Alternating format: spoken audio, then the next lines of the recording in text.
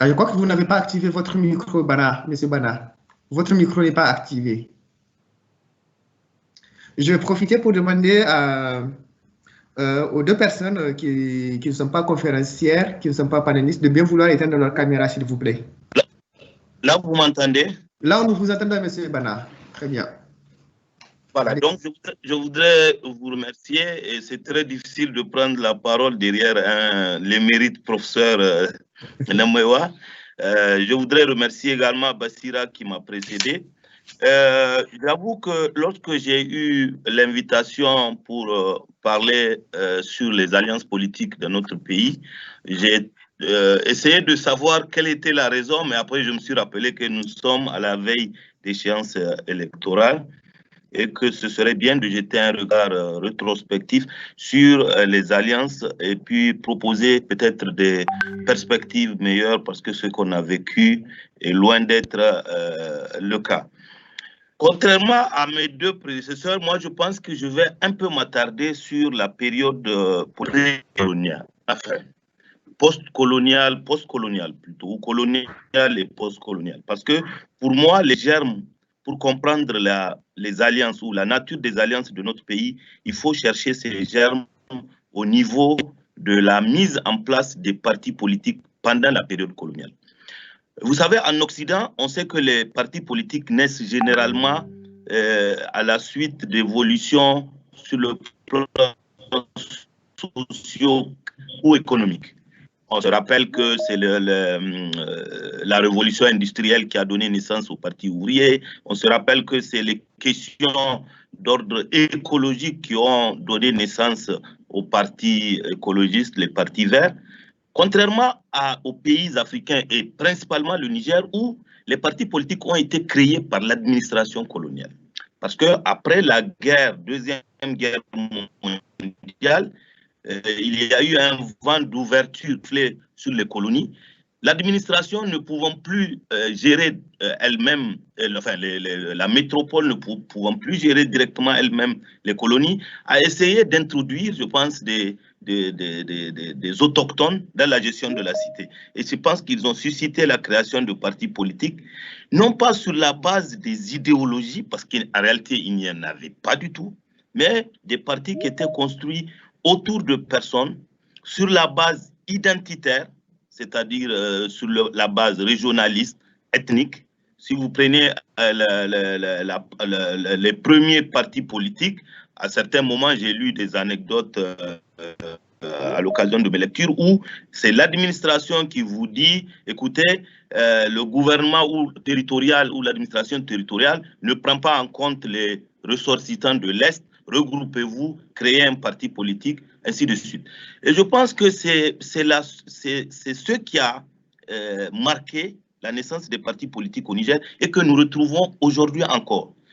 Toutes les alliances qui se sont faites dans notre pays, si vous lisez de manière transversale, il y a un souci majeur qui se dégage à travers la formation des alliances.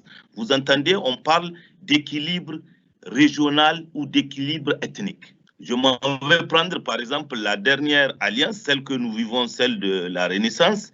À un moment, il n'y avait pas de président d'Assemblée nationale. Lorsqu'il fallait le nommer, on dit non, le président de la République est de l'Est, le premier ministre est de l'Est, il fallait nécessairement quelqu'un de l'Ouest. Et je pense que ce sont des tares que nous avons traînées depuis la période coloniale qui aujourd'hui déteignent sur le terrain politique de notre pays. Tout à l'heure, le professeur a mis le doigt sur une donnée essentielle quand on veut faire alliance. Toute alliance objective, comme il l'a dit, doit être basée sur l'élaboration d'un programme commun de gouvernement. Lorsque vous regardez les premières alliances avant l'indépendance, ou les alliances qui se sont nouées à l'issue de la conférence nationale, même après le coup d'État, vous n'avez aucune alliance qui a donné naissance à l'élaboration d'un programme commun de gouvernance. La conséquence de toutes les alliances, c'est une vision commune vous directement dans le programme du parti qui a remporté les élections alors qu'il n'est pas votre programme et on vous demande de le mettre en œuvre. Lorsque vous le faites, vous êtes un bon allié. Lorsque vous prenez des libertés et vous vous approchez de votre parti, on vous traite de rebelle ou bien de mauvaise foi dans le cadre de l'alliance.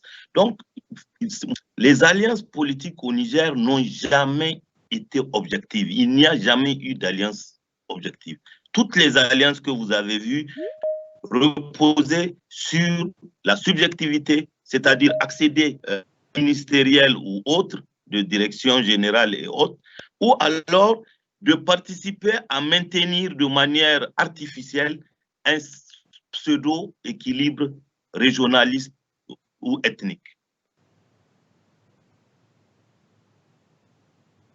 Pour comprendre ce qui est le phénomène, c'est qu'il n'y a pas de parti.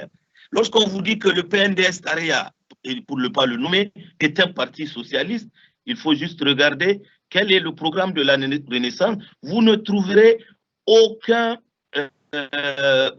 partie qui se rattache. Ce sont des personnes qui se sont enrichies, des personnes qui ont excellé dans les tournois et les favoritisme condamne. Le MNSD, on vous dit que c'est un parti libéral. Or, dans le programme du MNSD, vous trouvez les bases qui se rapprochent plus du communautarisme.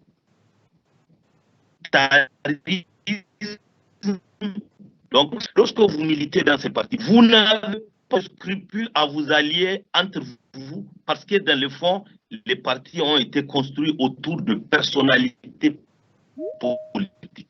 Le PNP Kinshasa est un exemple que je citerai parce que je suis avec vous. Donc, qui aime bien doit châtier bien. Le MPN Kinshasa, par exemple, du départ de son président du PNDS Taria. Et vous avez remarqué que la première fois qu'il y a eu alliance, c'est en 2016, à la veille des élections présidentielles second tour de 2016, le MPN Kinshasa s'est rallié avec le parti de ceux qui l'ont sorti, enfin ceux qui l'ont chassé parce qu'il avait osé avoir de l'ambition. Mais lorsque le MPN Kinshasa, à sa suite, par exemple, le parti de l'Aden Chana ou bien même le Modern Faloumana se retirait de l'alliance, il n'y avait pas eu de décision concertée au niveau du parti. C'est le responsable du parti qui décide de l'alliance, qui décide du moment où il faut partir de cette alliance. Donc, je pense que la faiblesse de nos partis politiques en termes idéologiques, le fait que nous avons un héritage colonial dont nous n'avons pas pu nous séparer. Donc, le fait que nous n'ayons pas, nous n'avons pas fait une sorte d'introspection après la colonisation, sont entre des personnes, des alliances basées sur, je sais pas, des alliances qui devraient normalement se faire, parce qu'une alliance, pour qu'elle soit objective, elle doit se faire dans le cadre d'une assemblée nationale, parce que nous sommes dans un régime semi-présidentiel. Aujourd'hui, ce ne sont pas les députés qui nouent les alliances, ce sont les responsables des partis politiques. Ce qui fait qu'il y a une différence de qui doit normalement être l'Assemblée nationale. Aujourd'hui, l'Assemblée nationale est de fait devenue une simple caisse de résonance. Les vraies décisions se prennent au niveau des états-majors des partis politiques, puisque les alliances se nouent à ce niveau-là. Donc, pour moi, pour conclure, il est important d'abord qu'il y ait une limitation du nombre de partis politiques. Parce que les alliances politiques, la nature d'abord du régime semi-présidentiel, la floraison des partis politiques a une conséquence énorme sur l'économie de notre pays. Parce qu'il faut contenter tous les partis politiques qui nouent une alliance. Il faut créer des institutions budgétivores, des institutions qui sont juste créées pour caser les alliés. Je pense que pour mettre fin à ça, il faut réglementer la création de partis politiques ou, à la limite, après les élections, sanctionner les partis politiques qui ne sont pas représentatifs. Pourquoi d'ailleurs ne pas tendre vers une institutionnalisation des partis politiques? Cela favoriserait, à mon avis, des alliances objectives à la différence de ce que nous voyons, c'est-à-dire des alliances subjectives. Voilà ce que moi j'ai à dire sur ce sujet.